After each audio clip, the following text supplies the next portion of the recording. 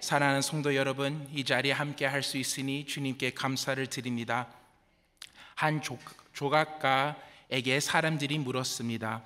어떻게 거친 돌덩이를 아름다운 걸작으로 만들 수 있습니까?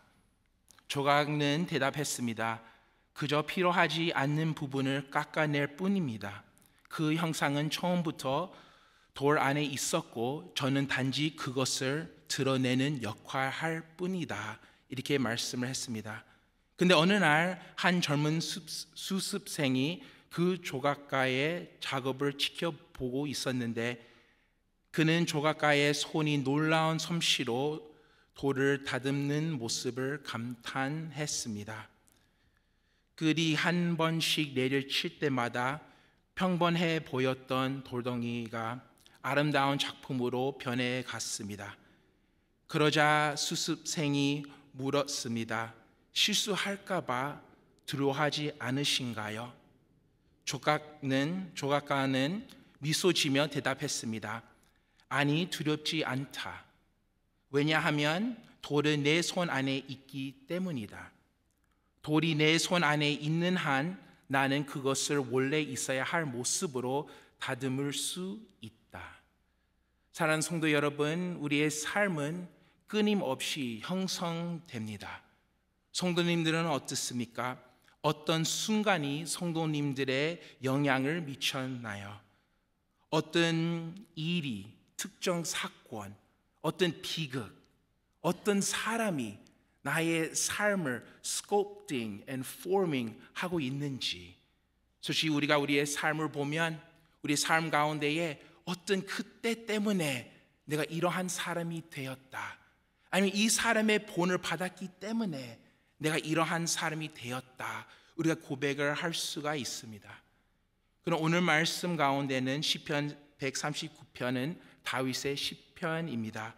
다윗은 하나님의 마음에 합한 사람이었고 하나님을 감동시키는 사람이었습니다. 그는 최고의 기쁨과 가장 기쁜 절망을 모두 경험한 자입니다.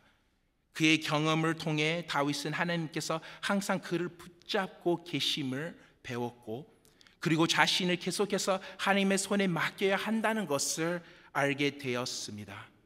우리도 마찬가지 하나님의 손에 있는 돌덩이가 돼야 합니다. 하나님은 위대한 조각가이시며 우리를 예수님의 형상으로 비춰가기를 원합니다.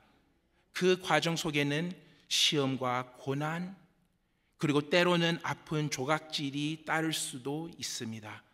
그러나 우리는 하나님께서 목적을 가지고 우리를 다듬고 계심을 신뢰할 수 있으며 언제나 하나님의 손 안에 있음을 기억해야 합니다. 비록 우리가 그 과정을 다 이해하지 못할지라도 사랑과 주관으로 우리를 붙드시는 하나님의 손 안에 안식할 수 있습니다. 오늘 말씀 가운데 다윗은 하나님의 손 안에는 안전하다, 이렇게 고백하는 것을 보게 되는데, 왜 하나님의 손이 안전하는지 우리한테 보여줍니다. 첫 번째는 하나님은 나를 아시기 때문입니다. 나를 아신다. 다윗은 1절 말씀에 이렇게 말을 합니다. 여호와여, 주께서 나를 살펴보셨으므로 나를 아시나이다. 여기는 다윗이 나를 아신다, 이렇게 고백을 합니다. 우리가 세상을 보면 구글, 인터넷 생각을 해보면 데이터 수집하기 위한 큰 계획을 가지고 있습니다. 특히 구글 검색 세김은 1000억 기가바이트를 이용한다고 합니다. 제가 한번 검색을 해봤는데 하루에 35억, 3.5 billion 검색이 들어간다고 합니다. 그래서 1초로 보면 1초에 4만 검색이 있는 것입니다. 그래서 이 순간 1초, 2초, 이게 4만 검색들이 세상에서 들어간다는 것이죠. 그리고 구글가 그것을 다 받아주면서 많은 정보를 준비를 하는 것을 우리가 보게 됩니다. 그래서 이 인터넷이 얼마나 놀라운지 우리가 너무나 잘 아는 것이 아닙니까? 근데 이것보다 하나님은 하나님이랑 비교할 수 없다는 것을 우리가 기억해야 하는 것입니다. 하나님은 모든 것을 아신다. 세계 인구는 약 82억 명인데 하나님은 그 82억 사람들을 한 사람 한 사람 개인적으로 아신다는 것을 우리가 기억해야 합니다. 성도 이거를 믿습니까? 이 세상에 사람이 이렇게 많은데 하나님은 한 사람 한 사람에 대해서 너무나 잘 안다는 것을 우리가 기억하기를 원합니다.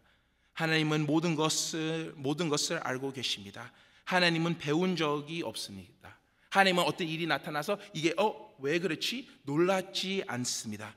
하나님은 모든 지식을 가지고 있는 것이죠. 그러나 여기에서 다윗은 하나님의 지식이 폴과적이라는 점이 아니라 다윗의 포커스는 나를 아신다는 것을 말을 하는 것입니다. 하나님은 이렇게 지식이 많은데 그 많은 지식 가운데 나를 아신다. 그래서 계속해서 살펴보면 2절에 나의 행동, 나의 안고 내가 일어서는 일, 2절 말씀 계속해서 보면 나의 생각, 멀리서도 내 생각을 아신다. 3절에는 내가 가는 길, 집에 있든 직장에 가든 내가 어디를 가든 주님께서 나를 아신다. 눕는 그 모습도 주님께서 살펴주신다고 여기에 다윗이 고백을 합니다. 4절 말씀에는 말까지 이렇게 말합니다. 시편 139편 4절 말씀, 여호와여 내 혀의 말을 알지 못하시는 것이 하나도 없으시니이다. 아멘. 여기에서는 He knows all my words 이렇게 되어 있는데 영어로는 even before a word is on my tongue. 내 혀에 이 말이 있기 전부터 하나님께서 이 모든 것을 아신다고 말을 합니다. 성도님들, 우리가 이 팩트를 들었을 때 어떤 반응이 있습니까? 솔직히 말하면 두 반응이 있지 않습니까? 어떠한 사람들은 두렵습니다. 하나님은 내가 하는 모든 행동과 생각, 나의 감정, 다른 사람들한테 보여주는 것보다 그 안에 있는 그 모든 것 주님이 보신다고? 그러나 하나님은 속상하지 않을까? 하나님은 왜 이렇게 약할까? 하나님은 너는 왜 그렇게 살까? 이렇게 심판할까 봐 두려워하는 자들이 있지 않습니까? 솔직히 말하면 믿지 않는 사람들은 이 두려움 가지고 살아가야 하는 것입니다. 왜냐, 이 정의로운 하나님이 계시는데 내가 죄 가운데 주님을 찾아가지 않고 용서를 받지 않으면 그 두려움이 있는 것이죠. 솔직히 말하면 우리가 살다 보면 우리는 많은 것을 숨기지 않습니까? 주중에 내가 무엇을 했는지 너무 쉽게 숨길 수가 있고, 나의 과거를 숨길 수가 있고, 내가 하는 일을 과장하게 말을 할 수가 있고, 내가 얼마나 똑똑하는지 그 말로 행동으로 이렇게 보여줄 수는 있지만 그냥 overdoing it 이렇게 할 수가 있고, 내가 이런 것을 이루었다 이렇게 말을 하면서 자랑을 하면서 나갈 수 있는 이러한 거짓 삶을 살아갈 때에 우리가 주님 앞에 나왔을 때 이러한 어떤 사람은 두려움이 있을 수 있는 것입니다. 솔직히 우리가 어렸을 때 우리 엄마 아빠가 그렇게 말을 하지 않았습니까? 너는 학교 가서 잘하라. 근데 엄마는 너를 항상 학교에서도 지켜보고 있다. 그럼 어린아이들은 이게 뭐지? 근데 잘 모르니까 엄마 아빠가 어떻게 볼 수가 있는가 봐 이렇게 하면서 이러한 두려움으로 착한 일 이렇게 살아갔던 그러한 모습을 우리가 볼 수가 있습니다. 여기는 믿지 않는 자들은 왜 하나님이 계신다고 하면 나를 심판할까 봐 이 두려움이 있지만, 여기에서는 다윗은 하나님이 모든 것을 아는 것은 나는 두렵게 하는 것이 아니라 나한테 은혜라고 이렇게 고백을 합니다. 6절 말씀에는 이 지식이 내게 너무 기하니 높아서 내게 능히 미치지 못하나이다. 아멘. 구원받은 사람은 이러한 변화가 있습니다. 하나님 모든 것을 보고 있지만 이것은 두려움이 아니라 예수 그리스도 안에서 나는 용서를 받았기 때문에 나의 제일 부족한 모습들도 주님께서 은혜로 보인다는 것을 우리가 기억하기를 원합니다. 그래서 여기에 다윗이 하나님, 주님은 나의 모든 것을 아십니다 이렇게 고백을 하면서 5절에는 이렇게 고백을 합니다. 주께서 나의 앞뒤를 둘러사시고 내게 안수하셨나이다. 아멘. 그는 말하고 있습니다. 하나님은 나를 둘러산 울타림이다. 이 시편이 언제 쓰여졌는지 우리는 확신하지는 않지만 다윗은 그 어려움 가운데에 하나님 손 안에는 이 보호가 있다고 이렇게 고백을 한 것입니다. 우리 어린아이들이 태어났을 때 부모님은 어떤 모습을 가지고 있지요? 아이들이 크랩이나 침대에 들어갔을 때도 침대에 눕혀도 떨어지지 않도록 그 베개를 너무 많이 준비하고 하나가 아니라 한 10개, 5개 뭐 이렇게 하면서 아이가 굴러가지 않게 이렇게 보호해 주지 않습니까? 이러한 장면이에요. This kind of picture. You hem me in. 그래서 하나님은 손은 없지만 하나님은 영이기 때문에 하나님은 하나님의 손에 대해서 이렇게 말씀을 했을 때 아버지가 자녀를 붙잡는 그 작은 손을 붙잡는 그 모습을 우리한테 보여주는 것입니다. 그래서 다윗은 주님 모든 것을 아십니다. 그리고 그 모든 아는 것 가운데 나를 붙잡는 하나님이시다 이렇게 고백을 한 것이죠. J.I. 파커는 이렇게 말을 했습니다. 하나님은 모든 것을 아시고 언제나 계시는 분이라는 것을 깨달았고 우리의 삶의 매 순간이 그분의 눈과 그분과 함께 한다는 것을 알게 될 때 살아가는 일은 정말 놀라운 일이 된다. 이렇게 말을 합니다.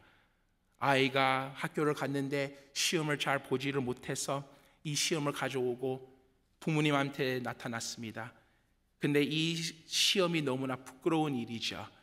그래 그 자리에 뭐 저는 자르면서 엄마 아빠는 왜 그렇게 공부했니 막 이렇게 야단치기는 했지만 우리가 부모님 앞에 갔을 때 이 부족한 모습으로 부모님한테 갔을 때 부모님이 그것을 받아줬을 때 아이의 마음이 얼마나 위로가 되는지. 아이는 잘하려고 했는데 실패를 했어요. 그 실패 가운데 엄마 아빠를 찾아갔는데 엄마 아빠가 그 순간에 받아주고 품어줄 때 내가 너 모든 것을 안다 이렇게 말을 해줄 때 얼마나 위로가 되는지 우리가 너무나 잘 압니다. 솔직히 제가 지금 딸을 키우고 있는데 이제 2살 조금 넘었는데 우리 딸이 제일 좋아하는 말이 요즘에 이렇게 해요. look인데 좀 한국 아이이기 때문에 이게 발음이 좀 안 되는 것 같아요. 그래서 look 이렇게 하지 않고 look 이렇게 해요. look 아빠 look 엄마 look 죄송하지만 이게 화장실 갈 때도 엄마 look 막 여기 봤어 이거 봐야 된다 이렇게 하면서 놀 때 엄마 look 학교 갔다 오면 look 이거 다 보라 이렇게 한 것이죠.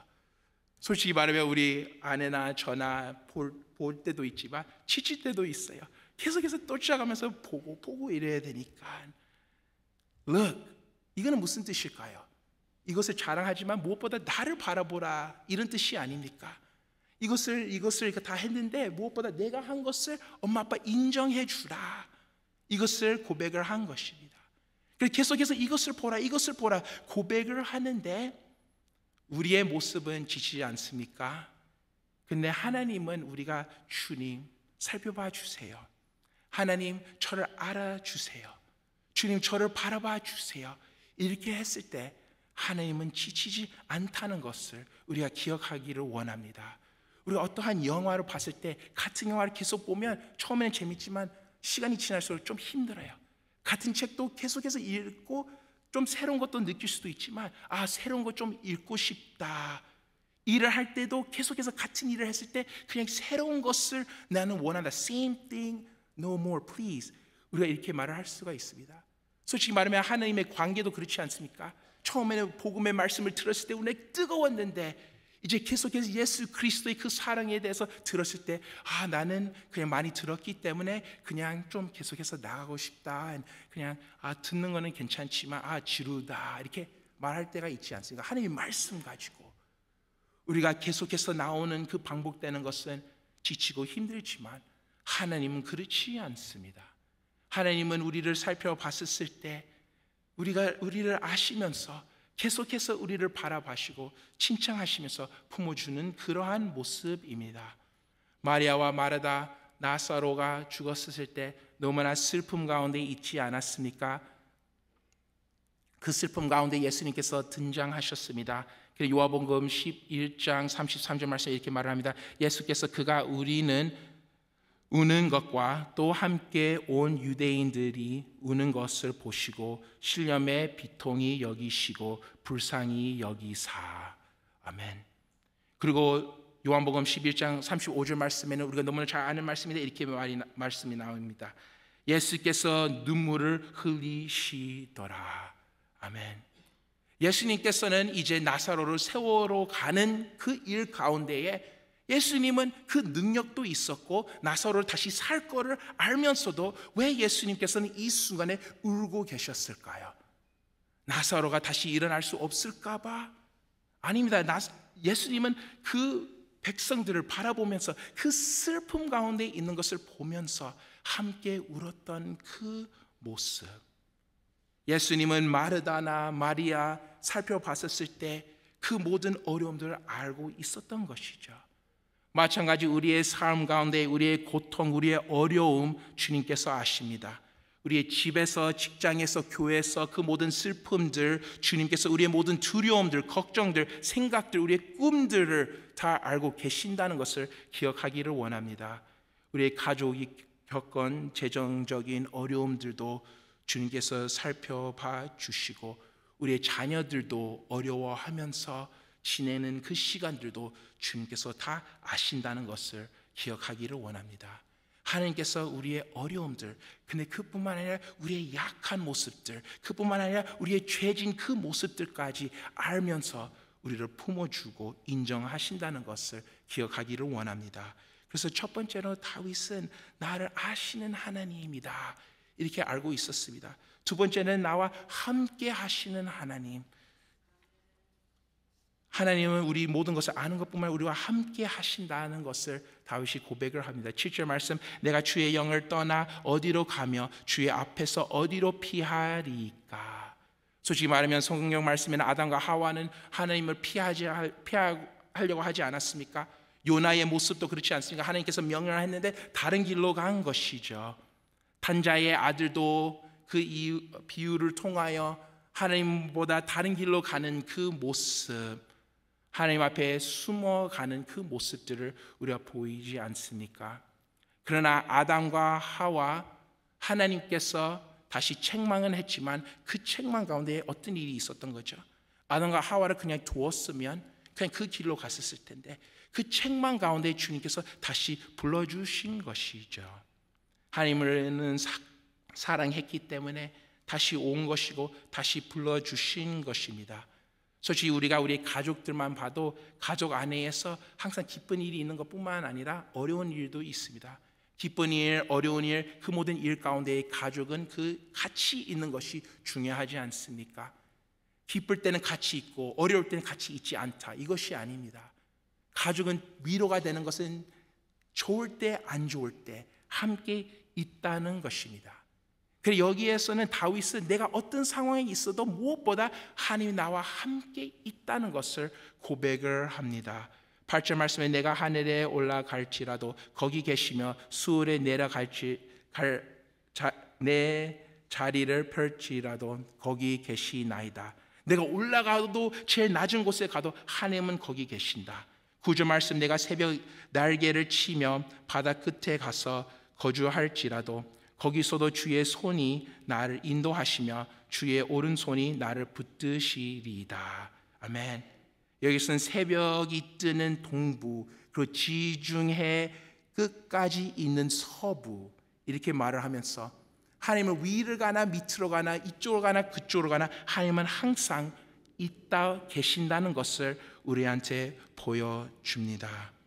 그래서 10절 말씀에는 거기서도 주의 손이 나를 인도하시며 주의 오른손이 나를 붙드시리이다, 이렇게 고백을 합니다.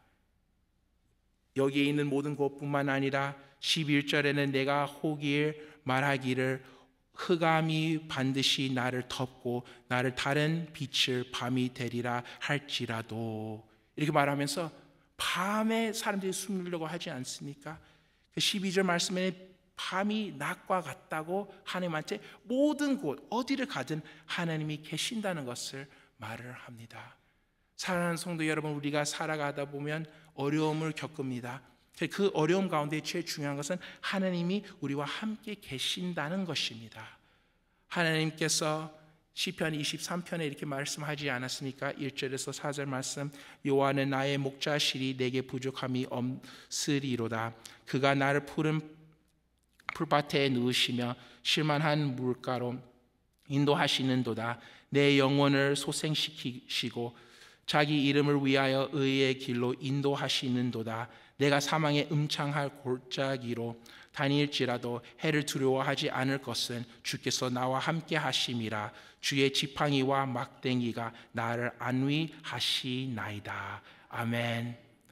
우리가 목자나 양을 생각을 해보면 목자는 항상 양을 제일 안전한 길로 가지는 않습니다. 어려운 길, 골짜까지도 지나가야 할 때가 있습니다. 그 제일 중요한 것은 그 순간에는 항상 목자가 그 양떼와 함께 있다는 것입니다. 솔직히 말하면 우리가 고통을 당했을 때 그 고통이 왜 제일 어려울까요? 고통은 모두가 당합니다. 그 고통이 제일 어려울 때는 내가 이 고통 혼자 내가 경험을 해야 했을 때 Suffering is hard, but the hardest part about it is when you suffer alone. 그렇지 않습니까? 내가 고통 가운데 있는데 옆에 함께 있으면 위로가 되고 힘이 되는데 혼자 그 어려움이 제일 어렵게 되지 않습니까? 다윗은 이것을 알고 있었습니다. 내가 어떤 삶을 살아가고 어떤 상황이 있는다고 해도 나는 혼자는 아니다. 하나님은 나와 함께 하신다. 이렇게 우리한테 보여줬던 것입니다. 세 번째는 나를 지으셨다. 이것을 알고 있었습니다. 13절 말씀에는 주께서 내 내장을 지으시며 나의 모태에서 나를 만드셨나이다. 아멘. 다윗은 이 고백을 한 거죠. 내 내장을 지으시며 하나님은 계획을 세우시고 그것을 이루신 것입니다. 나는 우연히 여기에 온 것이 아니라 계획에 의해 여기 있다는 말입니다. 나는 하나님의 마음에서 의도된 결과인 것을 말을 하는 것입니다. 그래서 하나님은 모든 것을 안다. 그보다 더 귀한 것은 나를 안다. 하나님은 모든 곳에 있다. 그보다 나와 함께 한다. 그리고 여기서 하나님은 모든 것을 창조했는데 여기에 데이비드의 포커스는 하나님은 나를 만들었다. 다윗은 어려운 것을 경험을 했을 때 하나님이 나를 만들었다. 이것을 알고 있었습니다. 이것을 알면서 안심이 된 것이죠. 14절에서 15절 말씀에 내가 주께 감사하옴을 나를 지으심이 심히 기묘하심이라. 주께서 하신 일이 기이함을 내 영혼이 잘 아나이다. 내가 은밀한 데서 지음을 받고 땅의 깊은 곳에서 기이하게 지음을 받은 때에 나의 형체가 주의 앞에 숨겨지지 못하여 나이다. 아멘. 성관계는 임신이 이루어지지 않더라도 자주 발생됩니다. 임신이 일어날 때는 기독교인은 이것은 하나님의 행위라고 확신합니다. 그가 영원부터 이 일이 일어나도록 하려 목적이 있었던 크리스천들은 확신합니다. 실수는 없습니다. 하나님은 영원부터 기꺼이 생명을 주시고 의도적으로 우리 각자를 존재하게 하셨습니다. 우리는 태어나기 전에 어디에 있었습니까? 아무데도 없었습니다. 성도님들은 하나님께서 성도들을 위해 계획하신 완벽한 디자인입니다. 나는 어디에서 왔나? 하나님에서. 그래서 그것은 내가 누구인가를 알려주고 내가 어디로 갈 건가 이것까지 알려줍니다. 16절 말씀에 내 형질이 이루어지지 전에 주의 눈이 보셨으며 나를 위하여 정한 날이 하루 되기 전에 주의 책에 다 기록이 되어 나이다. 아멘. 다윗은 여기에서 뭐를 고백하는 거죠? 내가 태어날 때부터 하나님의 계획이 있었고 그리고 내가 사는 이 모든 순간 가운데 하나님 계획 안에 있다. 하나님은 모든 것을 already 계획을 했기 때문에 나는 주님을 믿으며 안심할 수가 있다. 이 고백을 가지고 나간 것이죠. 우리 중 많은 사람들이 불안함과 시름을 합니다. 그 가운데 우리는 하나님의 백성들을 통하여 위로를 받고 말씀을 통하여 위로도 받고 성령님의 역사로도 위로를 받습니다. 그 모든 역사 가운데 우리가 기억해야 할 것은 주님이 우리를 창조한 자입니다. 마태복음 6장 27절에 너희 중에 누가 염려함으로 그 키를 한 자라도 더할 수 있겠느냐 34절 말씀에는 그러므로 내일 일을 위하여 염려하지 말라. 내일은 내일을 염려할 것이요 한 날이 괴로움을 그 날로 족하니라. 아멘. 하나님은 우리를 지었습니다. 하나님은 우리를 지었으면 하나님은 우리를 신경 써 주십니다. 생각을 해보세요. 아이가 부모님이 나를 사랑한다 이것을 느끼지 않습니까? 근데 우리가 아이한테 내가 너 엄마 아빠다 말을 하는데 아이가 이것을 어떻게 확인할 수 있을까요? 지금 요즘에는 뭐 DNA 테스트 이렇게 할 수가 있지만 내가 너의 엄마 아빠다 이렇게 확실히 보여줄 수 있는 것은 내가 사랑하는 그 모습. 너가 태어났을 때 이 식은 없었지만 내가 너를 이렇게 care, 너를 지켜주기 때문에 너는 알 수가 있다. 내가 너의 부모다.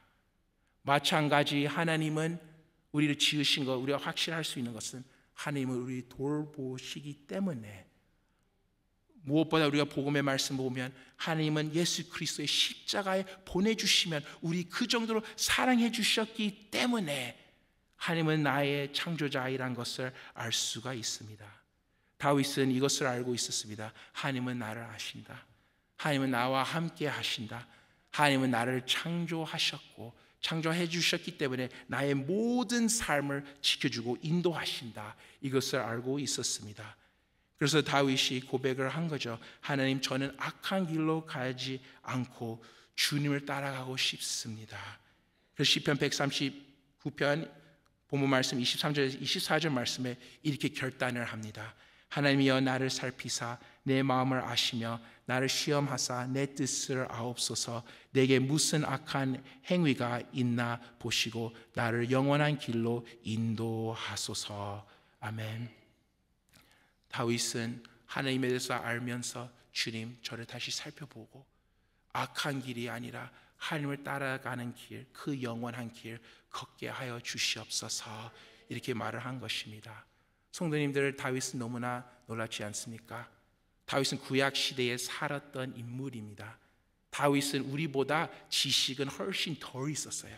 왜냐? 예수님, 십자가, 복음 이것들은 우리가 더 그 성취된 것을 보게 되었고 우리는 이 지식이 훨씬 더 다윗보다 더 많았어요. 다윗보다 이 지식은 더 많았지만 다윗은 하나님에 대해서 maybe 조금 덜 알 수가 있었지만 하나님을 더 잘 안 것이 아닙니까? 우리가 신학 시대로서 아는 것은 많지만 하나님과 얼마나 가까이 가고 있는지 우리가 다시 생각하면서 나가기를 원합니다. 우리가 하나님에 대해서만 아는 것이 아니라 하나님을 알면서 하나님은 나를 아시고 나를 함께 하시고 나를 창조하셨다 이것을 알면서 주님의 길로 가는 우리의 모든 성도님 되시길 예수님 이름으로 축원드립니다. 아멘. 하나님 아버지 감사합니다.